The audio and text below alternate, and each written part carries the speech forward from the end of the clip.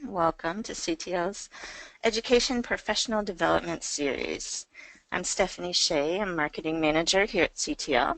Let me get this full screen for everybody. If you're not familiar with us, we've been headquartered in Portland, Oregon. We've been around for over 26 years, and we provide IT solutions to education and government. We are a Google for Education partner, and we specialize in rugged Chromebooks, laptops, convertibles, two-in-ones, and tablets designed specifically for K-12 education. And over the last 2.5 years, we've been working with Google, and we've introduced a line of Chromebooks that have been recommended by PC Magazine as the best choice for Chromebooks in education. Today's webinar is Google Cast for Education, presented by Catherine Livick of our Professional Development Partner, Education Service District 112 of Vancouver, Washington. However, before we get started, I'm going to review the Attendee Interface so you know how to participate in today's event. You should see something that looks like this on your own screen, and you're listening in using your computer speaker system by default. If you'd prefer to join over the phone, just select telephone in the audio pane and the dial-in information will be displayed. You may type any questions into the questions pane of the control panel during the presentation, and they'll be addressed in a Q&A session at the end of today's presentation. Before we get started, I'd like to take a poll, and we're going to find out how much experience everyone has. Just let us know if you have no experience, some experience. If anyone here has used CAST, it's kind of new, so we'll find out.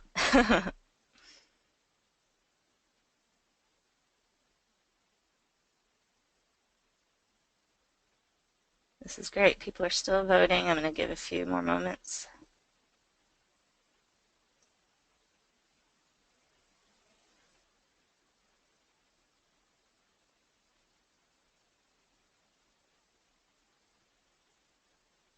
Okay, I think that's about it. So we've got a mix here. We've got 77% no experience, 15% some, 8% a lot. No experts, but that's what we have Catherine here for. So thank you for taking that poll. And let me get back to full view here. Okay. And now, let me get to the next slide. I would like to introduce our presenter today, Catherine Livick of our Professional Development Partner, Education Service District 112 of Vancouver, Washington. Catherine is a Google Certified Trainer and Google Certified Administrator, and she's going to take you through this overview of Google Cast. Welcome, Catherine. Hello, thank you. Let me get the screen over to you. All right.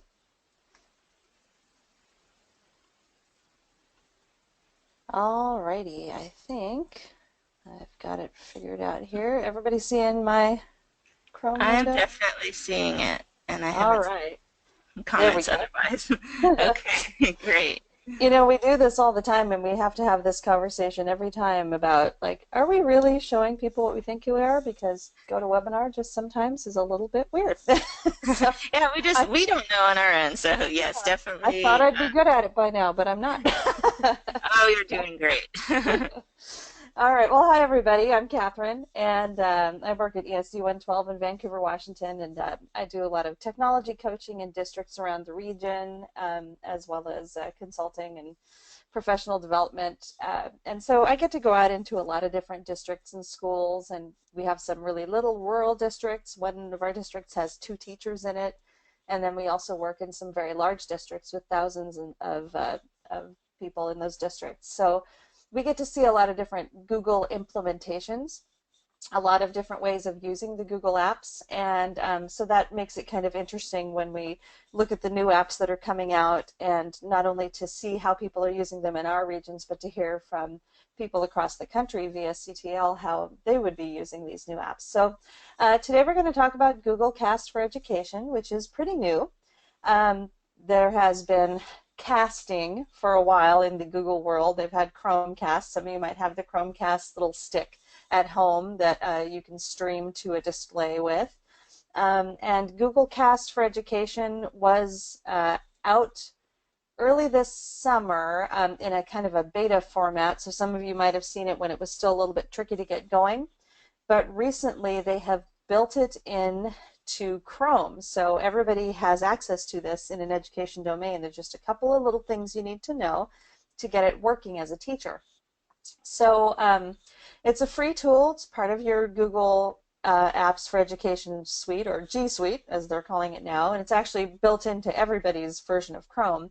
But to make it work in the way we're talking about today, you would want to be signed into an education domain. You will need to have your Chrome browser updated to version 51 or higher, and that's the trick with pretty much all things Google, is try to make sure that you have an updated version of Chrome, and it will update itself if you let it, which is pretty cool. But usually you want to make sure you have the latest version, because they really change things pretty frequently, as you may have noticed if you're moving through the Google world, and things work better together when you're on the latest version. So if you're on a Mac or PC and you have the latest version of Chrome, things should look kind of similar to the screenshots you'll see today. What it does is it permits your students to share their screen with the class via your computer that's connected to a projector. So when they cast, you just think of them flinging all of their stuff at your screen. That's what they're doing. They're casting it to the screen. And they're doing that via your teacher computer that is connected to the projector. Works great on Macs and PCs, works on Chromebooks, does not yet work to cast from Android or iOS devices. It sounds like they probably have that in development, although they're not promising anything and they don't like to tell us these things ahead of time. But I would not give up hope, at least for the Android devices. The iOS might be a little trickier, because the first question I get when I usually talk to people about this is, does it work from an iPad? And the answer is no, it does not at this time. It's just they may work on that, but we don't know. Excuse me. So there are a couple of things you can do with this. The implications of these new types of tools usually only become really clear once you've started using them and kind of playing around with them in your classroom. So I always encourage teachers to just, try it out, with a low stakes task, something that you just want to tell the kids that you're playing. Tell them that you're experimenting a little bit. They're usually into that and they'll help you. But a few things that you can do that kind of come to mind immediately are, if you have students working in a web tool to do some kind of problem solving, it doesn't matter what it is. Maybe they're all on MobiMacs on their own devices or anything that they could be using, and they're having trouble working through a problem and they need help. If you want to bring the whole group into it, the whole class instead of a small group, you could ask them to cast their screen up to your projector.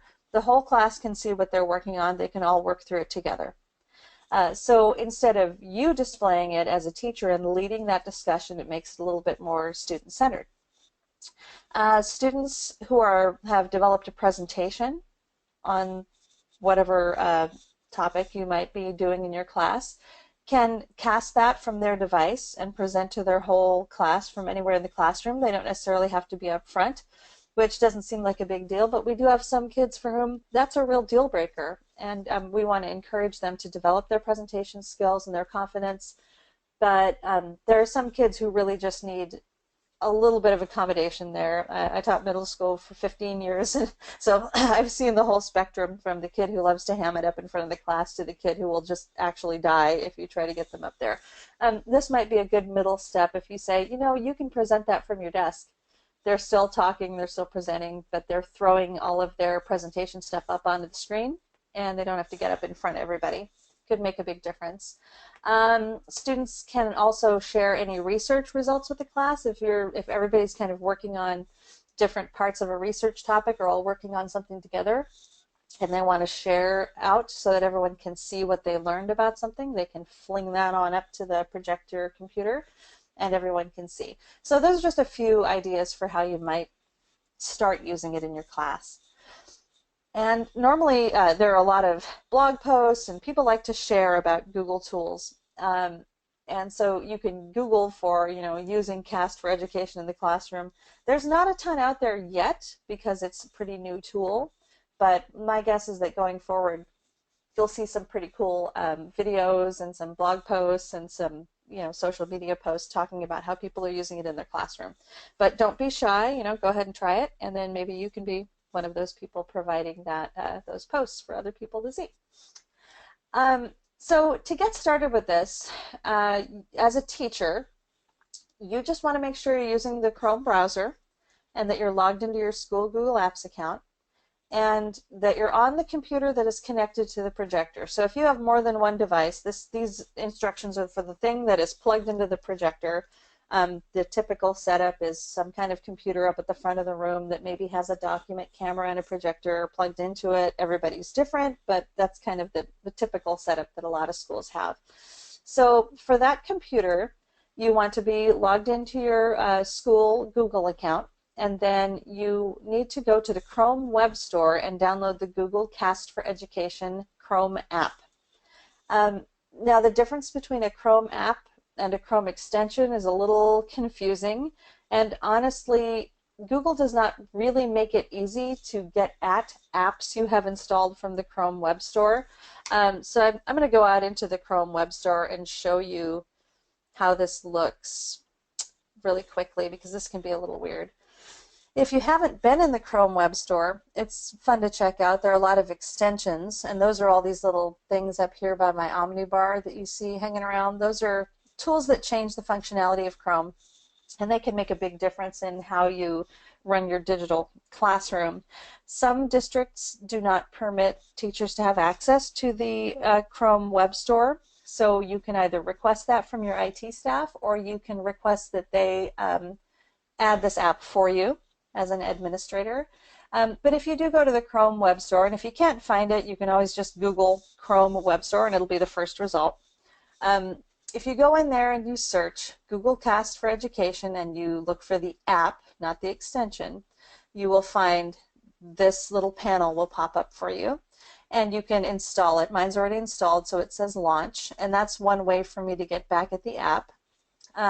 Another way for you to get back at the app, if you have installed it, is to go to this app launcher that's up in the top left corner of Chrome, and that will show you all the Google Chrome apps that you have installed. I've dragged Cast for Education right up to the front. You can rearrange these, and I have the web store up there too, so it's easy for me to get at those.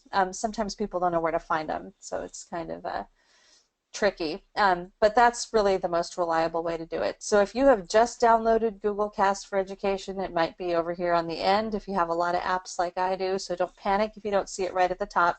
It's probably down here, and you might have to drag it back over, and you can put that wherever you want. So once you have that app, you can start it up one of those two ways, either by going to the Chrome Web Store and saying Launch App, or going to your app launcher and launching the app from that tab. And just put it somewhere that you think you'll be able to remember how to get to it from there. And you run it, and then you'll see a screen like the one you see pictured here. And that enables students' devices to, quote, see your device. It makes your device visible as a projector that they can cast to. But until you have shared, you can't actually enable requests from your students. So they're not going to be able to see you until you hit that blue share button that's up in the top right. When you share your connection, you're going to hit that blue button, and you're going to see a screen like the one on the left there. So it tells you who you are. When I was logged in and I did these screenshots, it says Catherine Livick is the owner of this connection, this screen, this projector. And I can share with individual classrooms, or I can share, or I'm sorry, individual students, or I can share with an entire Google Classroom. So it's similar to the way I would share any other Google thing, like a doc or a slide. But it gives me a couple of little extra directions in here. I shared this with 2 classrooms, and I have an option there on the right where I can say, do I let anybody in this classroom just take over my screen? And that's can present option. And or do I let them just request? And I always choose request because I don't want anybody taking over my screen without permission. But when I share with a classroom, it automatically states that any teacher, if I have co-teachers in that classroom, they can present without asking, but students need to ask. And then I added my colleague Christina down at the bottom individually by her email address, and she can request to present at any time that I'm running this app as well. So the people that I've enabled here will be able to see if they do the thing they need to do on their end, which I'll show you in a minute. They'll be able to see that my projector is there, and they'll be able to request to present to it. Before you launch it, or before you let students connect, you're also going to want to go into the settings and make sure you name your receiver. I just named mine Ms. Liebig. You don't want to name it anything too generic because you want to be able to tell the kids what to look for, especially if more than one person is using this in your domain. And I left the background images from the web checkbox unchecked here because I think that kind of slows things down in my experience. This is working pretty well and pretty quickly over the internet that we have to use at our agency, but not everybody has the same speed of a network in their building, so I'm leaving that unchecked. I haven't noticed it causing any kind of a problem. And it does take the new presentation sessions full screen automatically by default. You can uncheck that if you like. So once you have saved those settings, the students need to know how to cast to your device. And what they're going to need to do is have Chrome running. And whether they're on a Chromebook or on a Mac or PC, this is going to be pretty similar.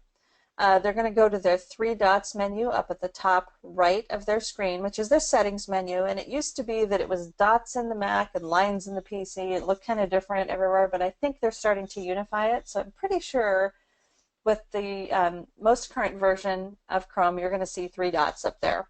And that's how you get to your settings, how you would get a new tab, an incognito window, any of that stuff. But you'll also see that underneath print, there is a new option called Cast. And if you select that, it's going to pop up a little window like you see down below on the left with an animated, I have a little animated GIF there. And it'll ask you where you want to cast to, and you would select, the student would select your device. So in my case, it would be Ms. Liebig, which is my receiver, my screen. And then they also can click up on that little arrow and say select source. And that's where they choose if they're going to display just Chrome, just a tab, one particular window they have going, or their whole desktop, so they can show other things that are going on. And you might want to talk that through with your students before they try to use it, just so they know that if they only want to show one tab and they have email or something else open behind there, they might not want to share that with everyone. These are the things that we all kind of have to work on getting comfortable with when we present digitally. So these are skills that your students will need as well as you. If they choose to cast the source and they choose their whole desktop, a window is going to pop up and it'll say Chrome Media Router wants to know what you want to display. So they might kind of freak out if they see that, but you can just let them read through it and it'll show a little thumbnail of each of the screens that they could be displaying, and they just pick the one they want and select it. It's totally fine. It just looks a little weird when that pops up. What I have noticed is that if I'm already casting a tab to a receiver, like I'm the student and I'm sending them my screen, and then I try to switch to desktop without stopping my cast and restarting it, it can cause things to go a little wonky. And I suspect that's just because the tool is new and they'll probably fix it. It doesn't happen every time, but I would say maybe tell your students that if they're not sure what they're going to need to display, that they should choose to share their entire desktop so that they can just show any window they're clicking on. And then anything that they're doing on their computer is visible on the projector for the whole class. So again, there are some things for them to think about as far as what they're doing on that computer before they request a cast. Um, and once they've got that all straightened out, you have your app running. Students have selected cast, selected your receiver, and decided what they're sending. And then you as the teacher are going to receive a request. And so my student, Janice Joplin, has asked to present to my display, and I get this little notification in the top right of my screen, and I can accept or deny. And if I accept, her screen will pop up and take over full screen, my whole screen, because I had that full screen setting selected. And if I deny her, she is going to see this. So if she is kind of fooling around and she's not supposed to be presenting to my screen, or she's sitting in another classroom going, hee hee hee hee, I'm going to do this, she's going to get denied, and she's going to get this little warning thing that says, no, you can't do this again.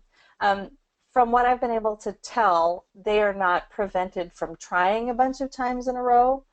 But you can always deauthorize them if you're having that sort of problem. I wouldn't anticipate that being a huge deal. But anyway, once they have decided to present and you have decided to accept their request, then here is what I'm going to see. I have a full screen view of what's going on Janice's computer. And if my computer is plugged into the projector and the projector is on, this is what my whole class will see. You can see there are a few little details here that show you that you're projecting someone else's screen. Up at the top left, I can see that I'm running the app Google Cast for Education. If you're in Windows, obviously that'll look a little different because this screenshot is from a Mac. I can see at the center top that I have an X. I can click to close that cast window. I can stop Janice's cast and turn it off with that X.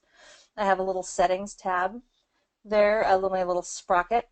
And then down at the bottom left, I have Ms. Livick, which tells me the name of my receiver and shows me that that's what's projecting. And then at the center, I have who the presenter is. So I know who's presenting to my screen, and whatever I'm seeing there is what they are doing. Like I said, there are not a ton of links about this yet, or resources, but I think there will be more, and I would encourage you, just like with any Google app, to definitely go experiment with this stuff, play around with it, bring the kids into that experience with you. Some of my best experiences as a teacher was when I said, hey, you guys, I want to try something new. I have no idea what I'm doing, and I'm probably going to screw it up. And they'd be like, yay, cool, you know, because I have middle schoolers, and they think it's hilarious when you mess things up. So, and I didn't have a problem messing things up in front of them. I just kind of warned them up front, this might not work. And then they would help me talk through it, and we all learned a lot doing that. So I know for some people it's really intimidating, and it can be scary to try something new with technology in front of a class of students, and it can kind of freak you out. But I say, you know, push through that, give it a try, and the kids will support you more than likely. They kind of like trying that new stuff, and they like the devices. They're open to learning that new stuff, so I say use that. And then if you have a chance to post about it on social media, Google Plus is a great place for your professional learning community if you are in a Google Apps district. Twitter has tons of teacher hashtags and stuff going on, so if you're not familiar with that, post about your experiences with this, post about the unique ways you're using it, and then we will grow this list of resources, and we all have each other to kind of depend on for that stuff. And that's one of my favorite things about being in this world of Google Apps, is that everybody shares. Nobody is greedy. We're not keeping it to ourselves. You know, we like to say, hey, I did this cool thing, and here's how you can do it too. So CAST is a relatively simple tool, and that's really all there is to it to make it work. Just make sure that you as the teacher have downloaded the app, and show the students how to get to the CAST command in their little 3 dots menu in Chrome, and then you're going to be off and running. So if you have any questions, I will try to answer them. Hey, Catherine. Thanks so much. Yeah, this looks really fun, actually. And we did have a question. I think you clarified it, but students don't have to go to the App Store, right? Just the They teacher? don't. They don't. Okay. If you wanted for some reason for a student to have the ability to plug their device into the projector and be the one that you're casting to, then yeah, they Uh, would need to download the app. And there's nothing preventing them from doing that. But they don't really need to. This is kind of intended for many devices to share to one that's plugged into a projector. So. okay, great. We have another question. How can I control the student's computer in addition to seeing content? That is not a feature of CAST at this time. I don't know if they're heading that direction. There are, third-party applications that work like that in different, depends on the kind of device you're using. But that's not, it's really just to display what's on their computer. Oh, I see. Okay, so it's Mhm. it's not like a remote It's desktop not a access. remote desktop. No. And I understand, people kind of hanker for that. I used to have it back in the day when I had a Mac lab, and I liked to be able to pop up on their screen and be like, "Hey, what are you doing?" And there's also some kind of philosophical implications there about student-centered learning, and letting go of control is a scary thing. But in my experience, I grew as a teacher quite a bit when I did it. So. Cool. And then here's a really important question. How do you stop casting? Let me go back to the screen. The little X right there that you as the projector controller, the receiver computer have, you can hit that X and then Janice's screen is going to go away. You can Okay. quit the Cast for Education app, and then Janice in her screen, I don't have a screenshot of that, but my student who is casting to my tab has a little thing at the top center that says, "You're casting to Ms. Livick. Stop casting," and there's a link they can hit that stops it. Okay, great. Yeah, because I could foresee we have like a Google Cast, I could foresee that being a problem if you were casting in a meeting and then you go to type some email that maybe didn't Yes, apply, that you would want to make sure you had stopped casting. for sure. Yeah, and you can stop the cast from either end at any time. Okay. And then here's another question from Anthony. Will I be able to poll students in the future? Ooh, that's interesting. So kind of Poll? like this What's that? webinar, yeah, maybe Oh, like cast their, I think he's talking about cast their responses in real well, time. I'm not sure, Anthony, is that what you're asking? I Let's don't, see. there's nothing like that built into Cast right now. I mean, it really is a very simple tool at this time. Who knows what they'll build into it in the future? But there is Okay. the student, the question feature in Google presentations that would allow you to poll your class, and then you could display responses on your screen. So they'd be Uh, responding, via the presentation instead. So for that okay. you use presenter view in the Google Slides. And if you guys want me to show you that real quick, I can show you where it is. Yeah, because I think he was definitely interested in Sure. It's that. if I go to present this presentation, I click my little down arrow here, down triangle. Google loves to hide really important things under teeny weeny triangles. So if I go presenter view, um, can you guys, I'm not sure if it's showing you, are you seeing the presenter view window, the small window that says just click to present? Because I'm No. not sure.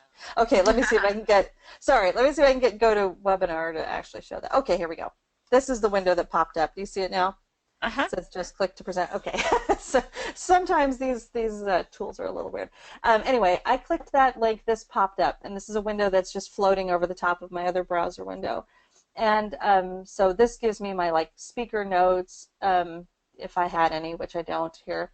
And I can go to my previous slide, my next slide here, just like you would in PowerPoint. And then I can start a Q&A, Mm-hmm. and I have to decide, who gets to answer my questions. And I'm doing this anyone. And then people can submit questions. A little bar will come up across the top of the slide for someone who's got the presentation displayed. And then it'll pop up a little window if someone asks a question. So that's about the closest we have to something like that right now for if I'm understanding the question correctly. Yes, I think so. And for Anthony, I think that would do what you were looking to do, just through Google Mhm. Slides, not through Google Cast. Yeah. And you can Um, see, I think you can see now that it says ask a question at, and there's this link. okay. So if I'm presenting to you and I start a Q&A, that pops up, and my people who are looking at my screen will see that, and then on their device they can go to that URL, which is a short URL. It's still a little bit unwieldy, but older kids will be able to deal. And if you go to that link, you can ask a question, and I, as the presenter, will get a notification, and then I Oh, can address it. So, yeah. okay. That's great. We're getting lots of really good questions here. Let's see. How do you stop casting? Oh, how do you determine the order of students casting? Hmm. I have not had more than one request. I was thinking I need to get out a few Chromebooks and kind of pile that on and try that. I was just thinking about that myself. I think they just come up in the order they come in. So I had that, let me see. I got my little guest cast request notification that came up in my top right. I think I would get another one below it and another one and another one if I had multiple kids asking. If I Mm-hmm. accept Janice's request, and then I quit, I stop her cast. I'm thinking that the notifications for the other students will still be hanging around up there, but it's possible they won't, and they would have to re-request. So if you're having multiple requests at a time, that might be something that you need to kind of experiment with in your classroom, and I'm going to play with it a little bit more myself. But you actually see the multiple requests all at one time? Or is it first Because come, of first the way this notification looks, if you have like your Gmail notifications on, it'll do the same thing. It's the same kind of notification box. And so if I get like 5 Gmail notifications all at once, they go ding, ding, ding, ding, ding, and they'll all kind of pile in vertically on that side of the screen. And then Okay. if I turn this one off, the next one slides up to the top. So I think that's how those would work, but I can't say for sure. Okay. Yeah, it does sound like, whoever pops up first would get Yeah, and get the you are choosing, like if I have Janice and several other people all lined up here, I can choose to accept whose ever request I want first. Okay. So I can do it however I want it. I can call on whoever I want, I guess, in a sense. Great. I have a really good question from Daniel here. Can I use this to cast my computer screen to a student with a visual impairment? Are you talking about them having a device in front of them that maybe has like a bigger screen zoom type of stuff? Yeah, I was thinking if they can't see the The screen screen, that's being the projector, projected, yeah. could they see it on their screen? I believe you could. That student's device would need to download the app and be a receiver, Mm-hmm. and then you would have to cast to their screen. So you would be in the role of the student, based on our previous scenario that we've talked about. But yeah, I don't think there's nothing that prevents a student from downloading the Cast app unless your admins have said they can't have access to the Chrome Web Store, in which case you would talk to your IT folks and say, hey, I have a student who needs the Cast app. Could you help me make that happen? Okay. So, but then they wouldn't be able to see it, have it available on the big screen for everyone and on that one student's screen, right? You You'd could have to still be choose. projecting your anything you want on your projector, like just Okay. like you normally would, and then you would also be saying cast to.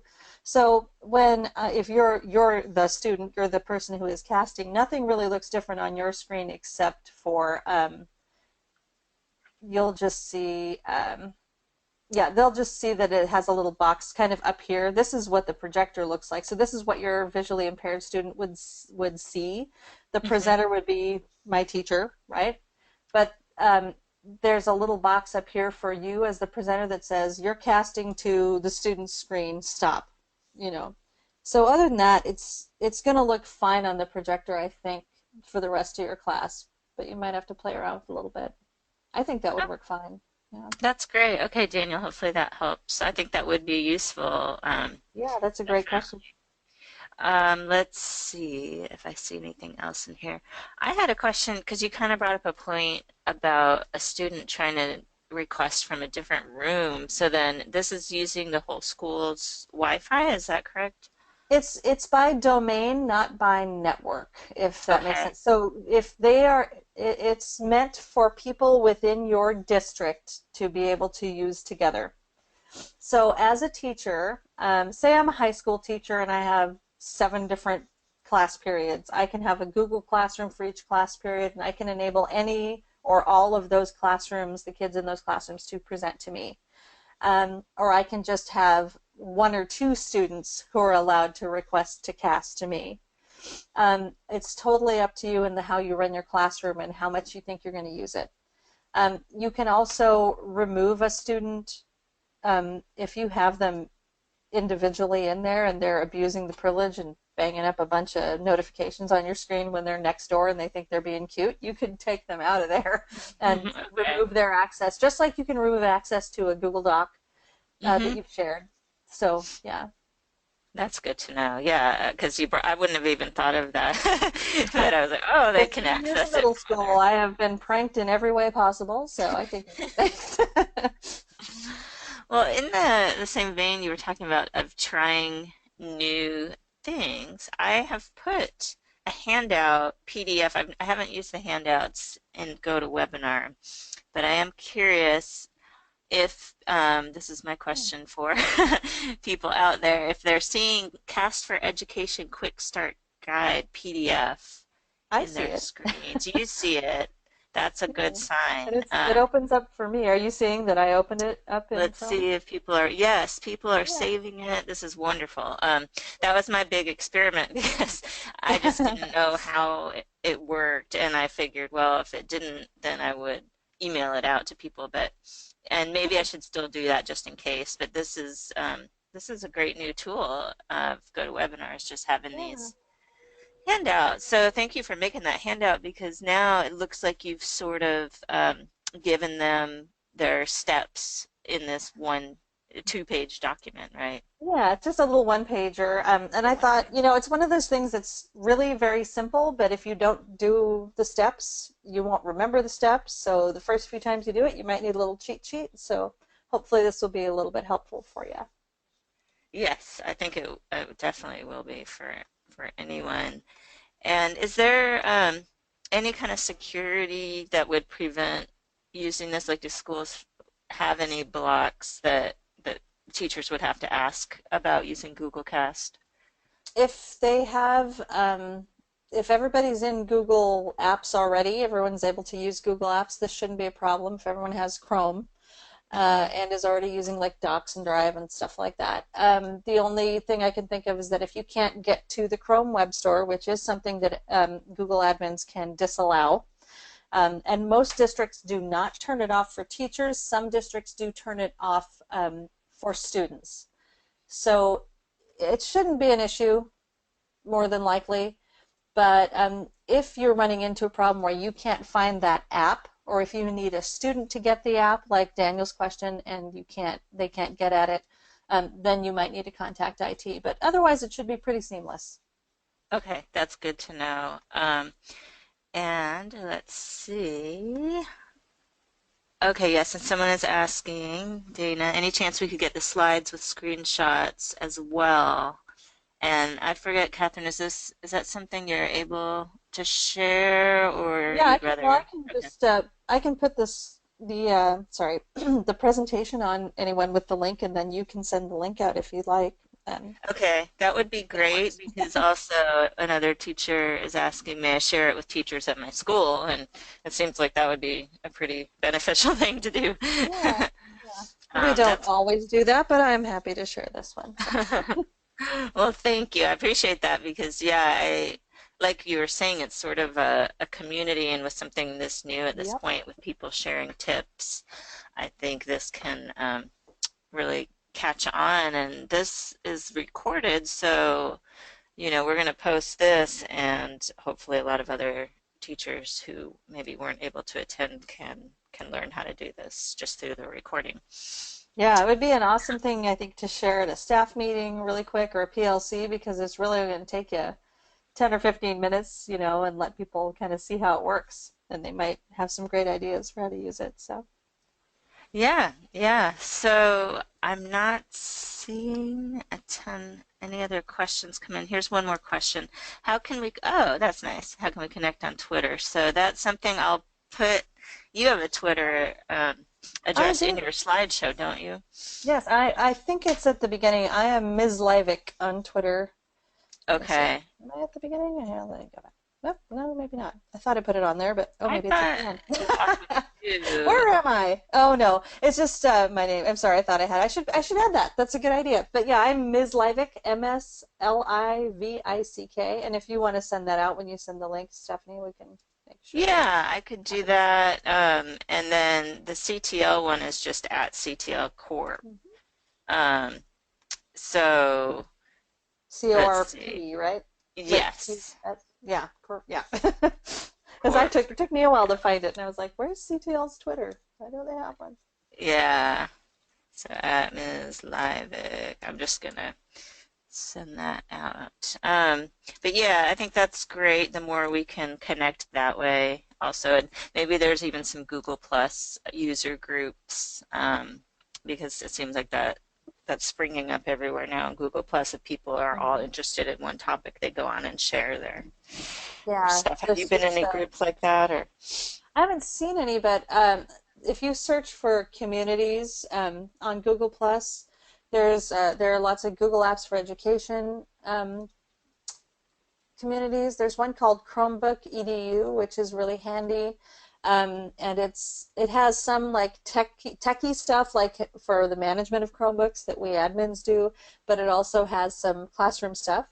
And depending on the state you're in, there are some GEG groups, Google Education groups, which are kind of officially blessed by Google, although they're not run by Google. My colleague Christina helps to run the one in Washington State. So if you search on Google Plus for GEG, your state, GEG Mhm. Washington, GEG Oregon, whatever, you may find a really good community of folks who are using this stuff, and it's a great place to ask questions about things like CAST or the news sites or any of that stuff that's going on. Oh, that's great to know. Um, okay, well, I think, yeah, this, lots of people, oh, okay, and Dana says lots of people using the hashtag GoogleCast on Twitter as Oh well, so yeah, you can pick up great information just from searching that hashtag.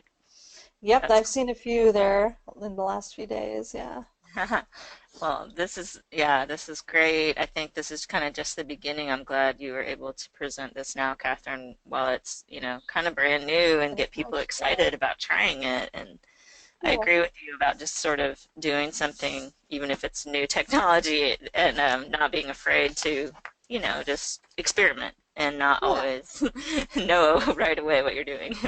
yeah, that works for me. I know it's not doesn't for everybody, but I always didn't mind crashing and burning a little bit in the name of experience.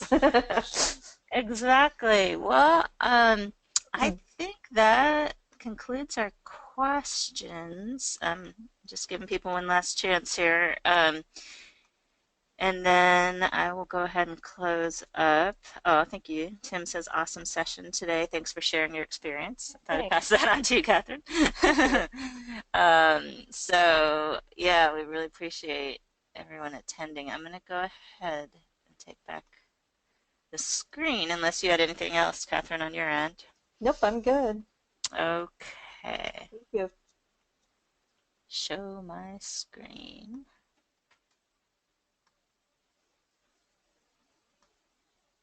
Okay, great. And you all can see my screen now. Hopefully.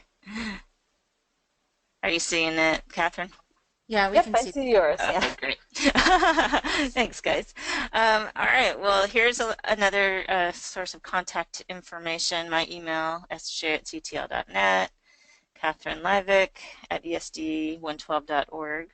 And as I mentioned earlier, we are providing a recording of this presentation on ctl.info/webinars. And I'll be sending an email out shortly that will give you that link of where to look for the recording. And the other link you see in the blue box, which is pretty cool, you can go to that link and it's a very short survey, and then you'll receive a certificate of completion for attending this webinar. And it'll be a PDF that gets emailed to you. So yeah, feel free to reach out if you have other questions.